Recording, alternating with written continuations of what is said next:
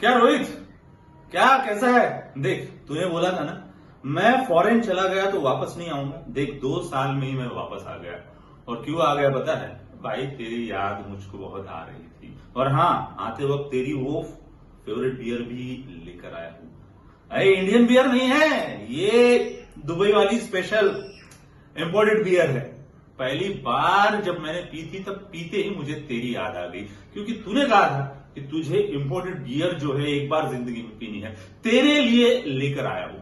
चल बाबू, देख, एयरपोर्ट से आ रहा था तो सबसे पहले तेरे पास आया हूं। चल अब ये रेडी हो जा और फिर बियर पीते हैं आराम से मस्त। क्या तूने बियर छोड़ दी? क्या बात कर रहा है?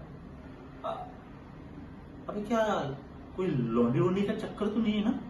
उसके चलते बियर तो नहीं छोड़ दी ना? अरे यार तुम्हारा यही प्रॉब्लम है। ये इंडिया में रहकर तुम्हारा दिमाग पक गया है। चल चल, तेरे को एक से एक लौंडिया दिलाता हूं। चल रेडी हो जा।